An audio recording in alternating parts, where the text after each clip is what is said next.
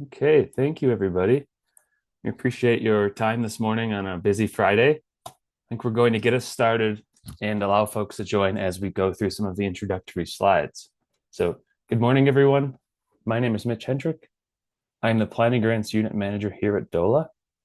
And today is our seventh monthly engagement meeting for the implementation of the 2024 Land Use and Housing Laws.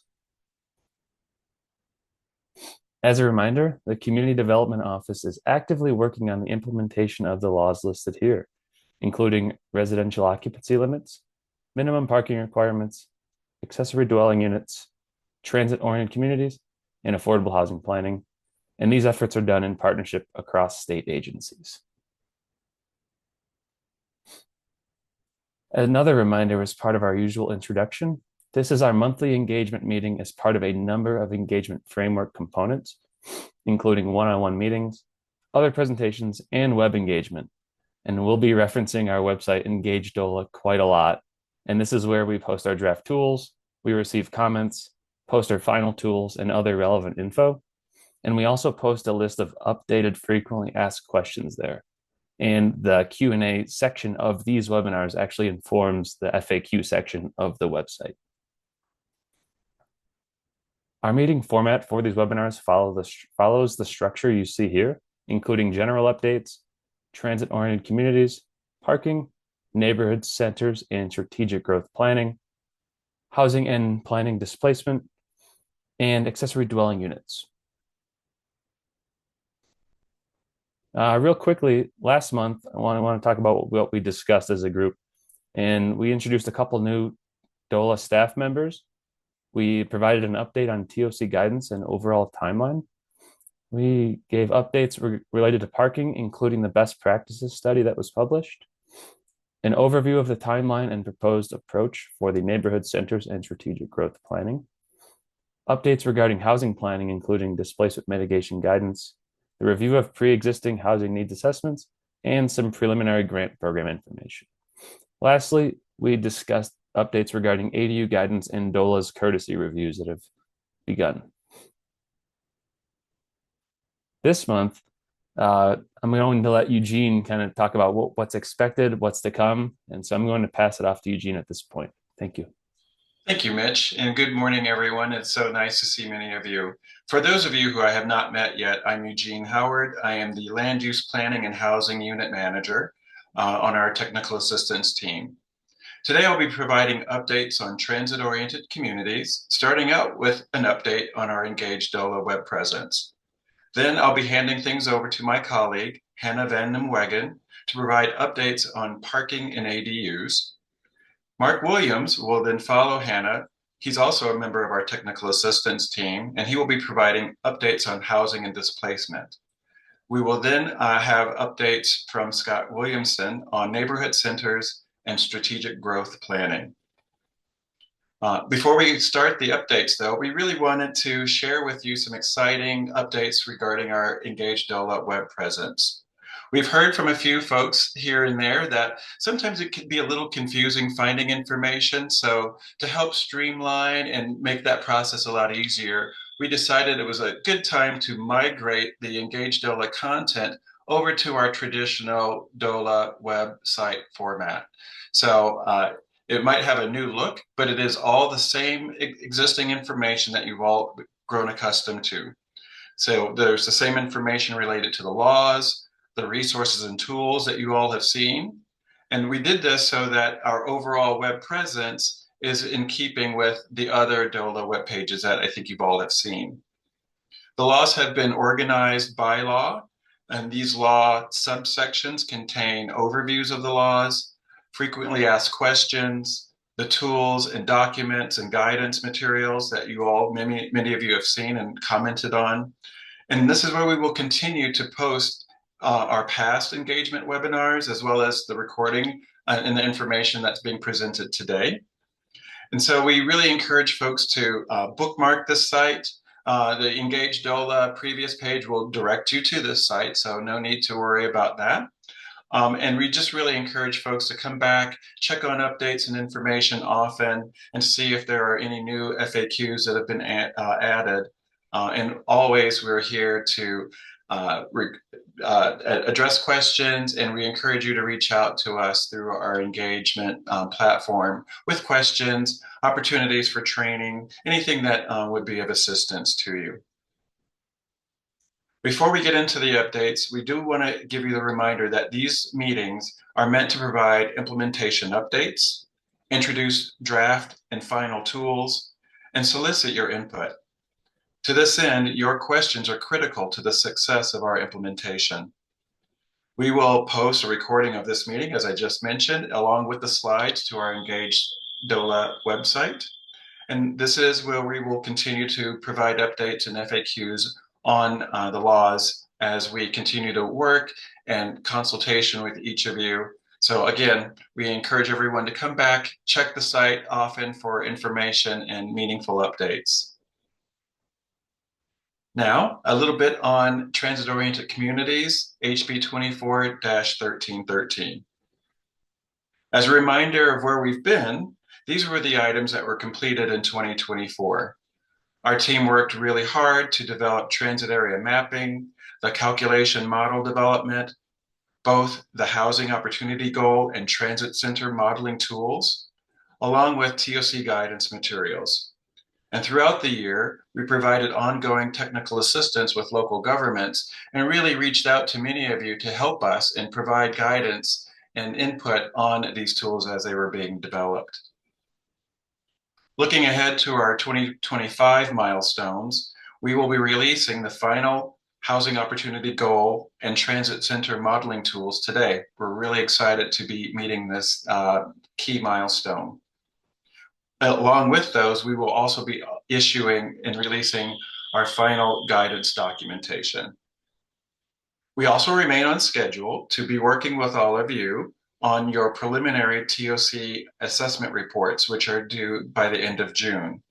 And we continue to ask and encourage you to reach out to us for consultation, collaboration, as some of you have already started to do.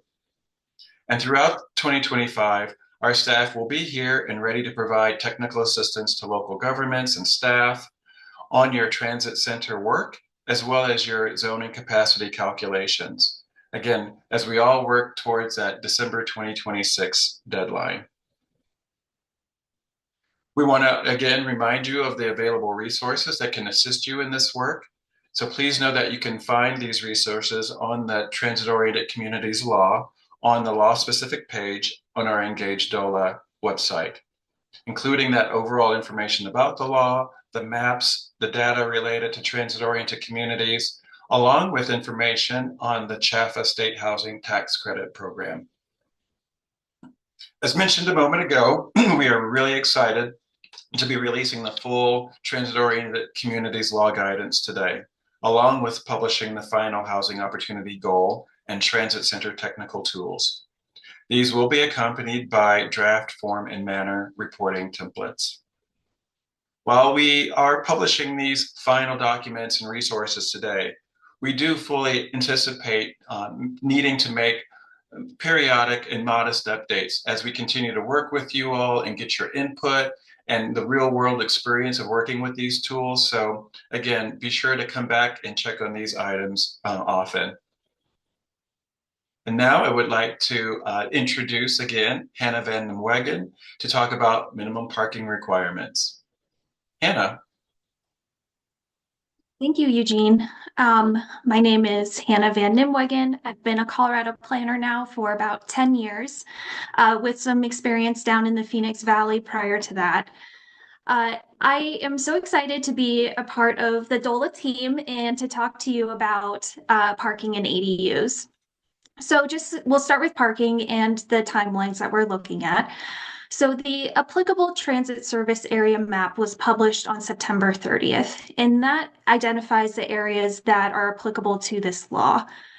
Parking guidance was also published in September of last year, although we do have some updates coming pretty soon. And the parking best practices was published at the end of last year. And this best practices we'll talk about in a minute, but it really highlights guidance for implementing some of these, some of what the law requires. The parking compliance date is June 30th. reporting that is required by this law is if an exemption is used.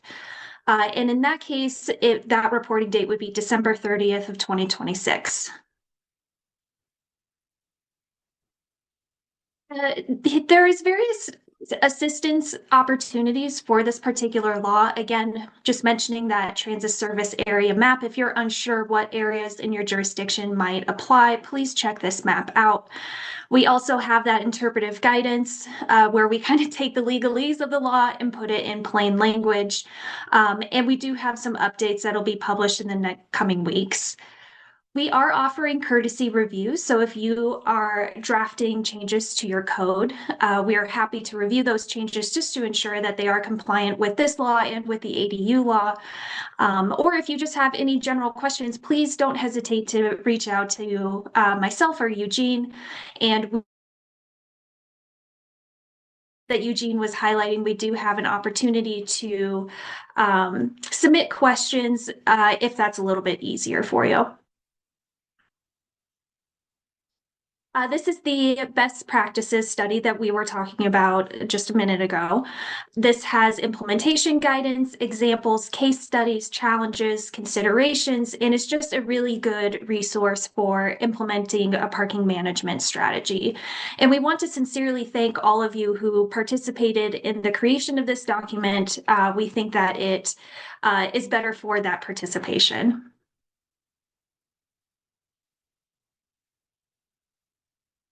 Next steps, we will be finalizing the form and manner. And so that's the reporting instructions for applying for that exemption. So again, this law doesn't have a mandatory compliance reporting date. Only if you're planning to use an exemption, you'll want to pay attention to that December 31st, 2026 deadline. However, you can always do it sooner. Also, we will be putting together a form and manner to report on compliance. However, I want to highlight that this is optional and not required. By submitting this optional report, it would really help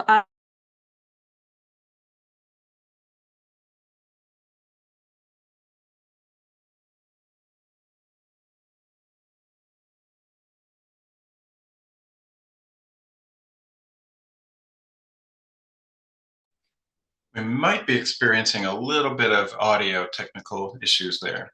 So I'll go ahead and move us on to ADUs.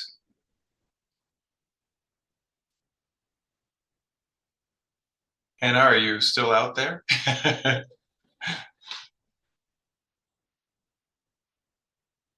All right. Might be having some technical challenges with Hannah's audio there, so we'll just keep going here. So updates on accessory dwelling units. Now looking back, again to work completed in 2024, guidance was published in September. We were really excited to get that out and begin the conversation. Then we moved on towards the end of last year and are currently in the ADU toolkit scoping and drafting process. We're really excited about how this is coming together. Our goal is to have information available here in the next few weeks. So do know that we will be reaching out and potentially asking you all for your input and guidance on those on the toolkit and the elements contained within it. Also, as Hannah mentioned, ADU compliance and compliance reporting. We are working on the form and manner, and those items will be coming pretty soon. They're almost ready, but we just wanted to take another few days to take another quick look, go through them, make sure that we are communicating the things that we feel are important for you all to have. And so those things will be coming soon. And then thinking about the ADU grant program, I think Mitch mentioned that at the onset of our call here today. We're looking to get information out towards the middle of the year related to grant opportunities related to the ADU law and program. So as we were just talking about, the interpretive guidance is coming soon. That's coming together really nicely. We are conducting courtesy reviews. I know Hannah has been contacted by a few jurisdictions already. So we're really excited to continue working with those who want to get a little bit ahead of the game. And we encourage the rest of you who the law applies to do that as well. We're here. We're really excited to be working with you all in collaboration and just really feel good about how this is coming together. So do take advantage of reaching out to myself or Hannah for those courtesy reviews. And as we've been mentioning throughout the morning so far, we are available to provide technical assistance. So feel free to reach out at any time and reach out to us either directly. Our contact information will be at the end of this presentation, or you can find us and reach us through our Engage DOLA webpage. So these are items that are coming up pretty soon. Form and manner, we are wanting to make sure we get those instructions ready for compliance here towards the middle of the year. We are working on the website guidance, those supportive strategies. Those are really sort of like some ideas, best practices, not only from around the state of Colorado, but we're even looking nationally for good ideas and best practices that might be applicable to our communities here in Colorado. And looking for ways to help encourage and incentivize through grant funding and working with our partners within DOLA and also with CHAFA. So a lot of things coming together, and we're just really, really excited about the opportunities that this can present to our local governments as well as all of our residents and citizens of Colorado. So with that, I would love to turn things over to Mark Williams. Thanks, Eugene. Hello, everybody. Mark Williams. I'm also a technical assistance planner. And you can go to the next slide. I've been working on Senate Bill 24-174, mostly on housing needs assessments. So this first slide is just a review of what happened last year after the law was adopted in May. In August, we published more or less a checklist that's available on our website of here are the things that need to be in your housing needs assessment. Just remember that that's a floor. If you want to add more, you certainly can. I know there's already a lot in there, but there could be things that are specific to your community that you might want to put in there. We also have a housing needs assessment guideline, which is a very large document. It's about 100 pages. It's really, it's our go-to document. I recommend, if you're working on your housing needs assessment, getting a copy of this. And if you want some pointers on how to tackle it, just let me know. I look at it all the time and I realize that there's a lot going on there, but there's some chunks that you can break this document into that'll help you out.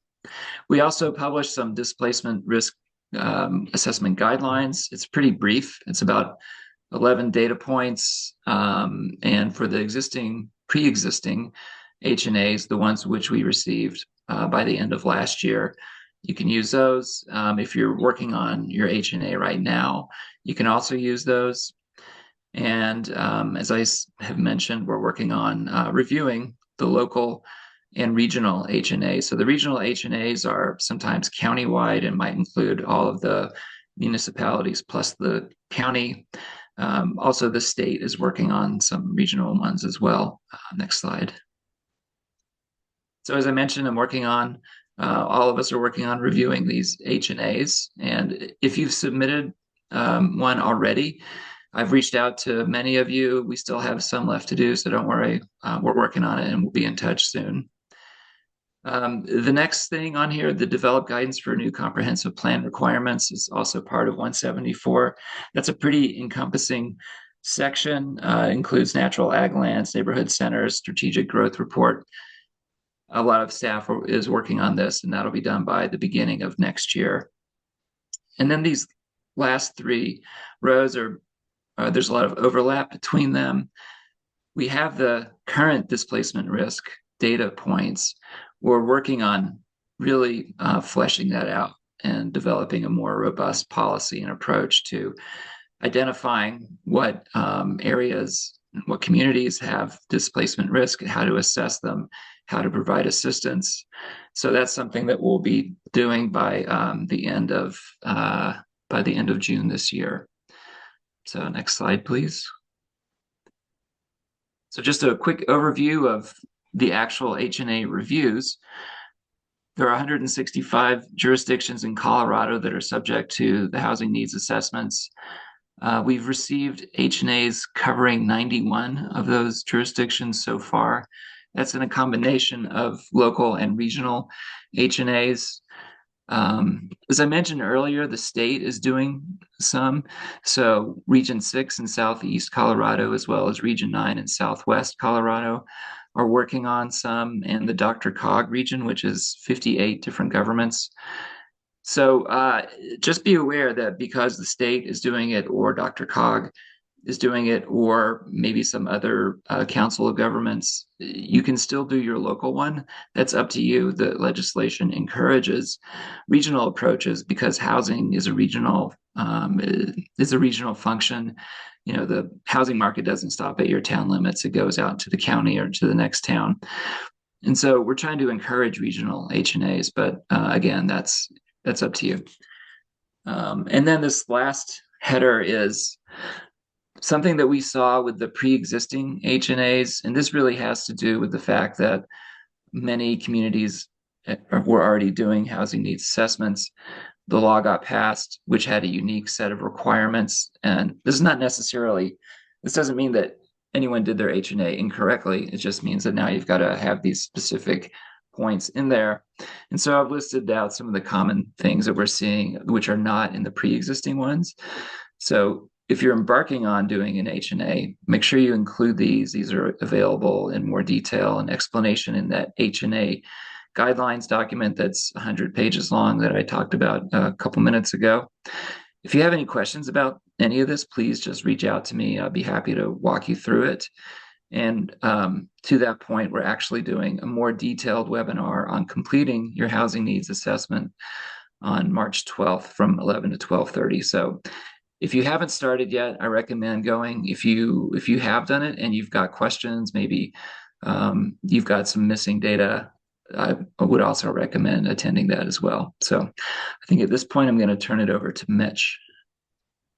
Thank you, Mark. Mm-hmm. In the spirit of 174, I'm here to talk about DOLA's newest grant program, the Housing Planning Grant Program, and it's opening its first funding round on Monday, March 10th, and closing Friday, April 11th. We anticipate the second round of funding to launch closer to June, and we'll have some more details in the near future, so you can start to plan for round 2, and then a third round in the fall with future rounds to be determined later.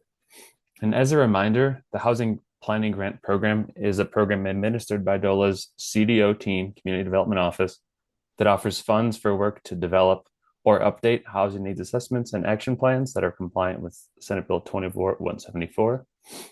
My colleagues may have already placed a link in the chat to the new program website, which has all of the materials, starting with the program guidelines that you all helped us finalize, thanks to your comments, draft application template, and other critical pieces of information, as well as contact information for the program. So please reach out to Ashley Basham or I with any questions. Ashley's email is on this slide, and we'd be happy to set up a meeting to discuss the grant program with you. Thanks so much, and I'll turn it over to Scott to talk about neighborhood centers and strategic growth. Thank you so much, Mitch. I'm Scott Williamson. I'm the Land Use and Water Planner in the Community Development Office. And next slide, please. I wanted to just give a reminder here about what neighborhood centers are before jumping into the timeline.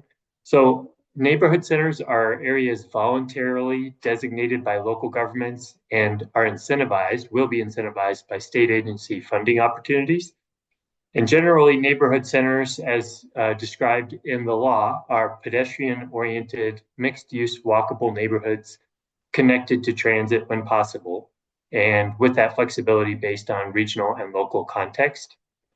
And we'll be implementing neighborhood centers in a 3-step process in collaboration with local governments. So first step is for DOLA to set criteria for neighborhood centers. And I'll mention our process for that on the next slide, but we'll be doing that by June 2025. And then at their discretion and on their timeline, local governments can identify neighborhood center locations. And Meanwhile, state agencies are required to update grant award criteria by December 2026 to consider neighborhood centers, locally designated neighborhood centers, in their funding prioritization process. And overall, the goal is for local and state entities to partner on developing a place-based investment strategy that builds over time. So a little bit about our engagement process so far. For both the neighborhood centers process and the development of the statewide strategic growth report, which is required under Senate Bill 174. We conducted a few different initial focus groups, 5 in all, and that included local and regional advocacy groups. The second one was a local government technical experts group focused specifically on neighborhood centers. Also an environmental focus group, a water focus group that was focused mostly on the statewide strategic growth report. And then we're continuing conversations with a state agency working group that represents the various state agencies with an interest in these topics. And the image at the bottom is just a general idea of kind of how we're thinking about different contexts at the local level that might inform the development of neighborhood centers guidance and criteria, as well as the statewide strategic growth report. And that's a transect from CDOT's roadway design guide. It kind of gives a good kind of baseline for thinking about local context. Next slide, please. So here's where we are now in development of the statewide strategic growth report, and then the other statewide report required by Senate Bill 174, which is being developed in concert with the statewide strategic growth report, and that's the Natural Land and Agricultural Opportunities Report. And that one's also required in Senate Bill 174. And that is focused on preservation and connectivity of high priority lands and landscapes. So opportunities to do that at the local and regional level. So where we are right now, we are continuing to work with key partners and state agency working group to make sure we're getting the right baseline information from the key reports and initiatives that have been undertaken. We know there's a lot of work that's been done on all these fronts by key partners. So we want to make sure we capture that. And then once we've started to define those inputs, we're also working on some of the methodology for how we put together the scenarios that will go into the statewide strategic growth report and some of the context for the natural and agricultural report.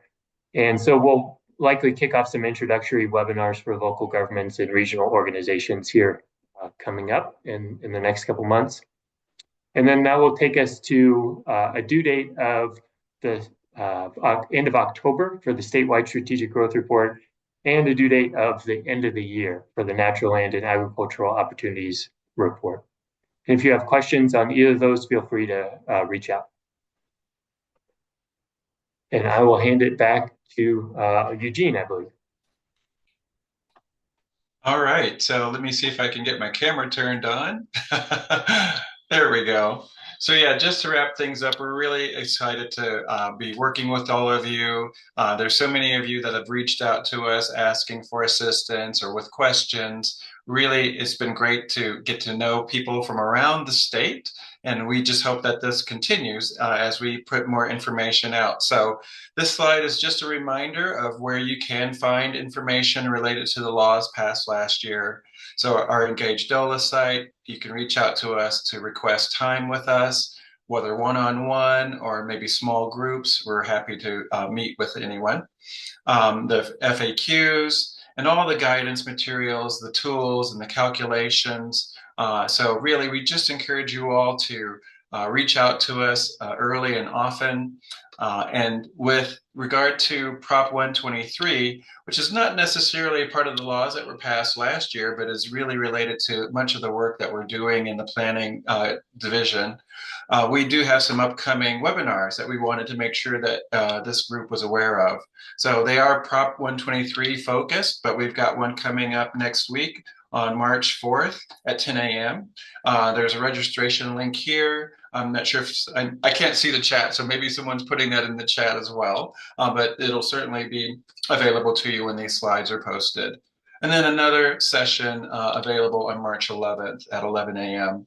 Same process, the link is here, but we just encourage folks to reach out, schedule time with us if the recordings, if the webinars, the live webinars aren't at a time that's conducive for you. We are recording them and posting them, but again, we're happy to be here in person and meet with you all.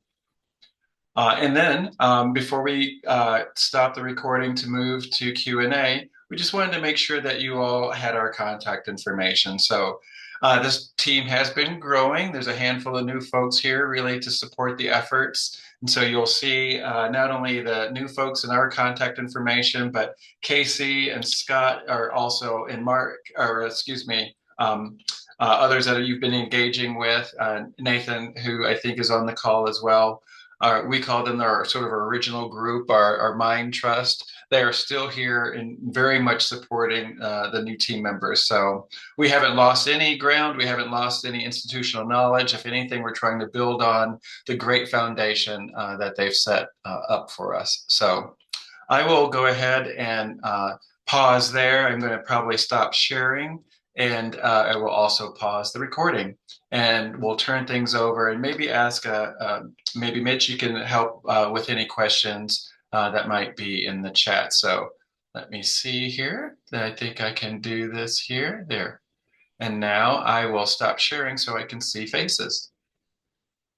Excellent, thanks.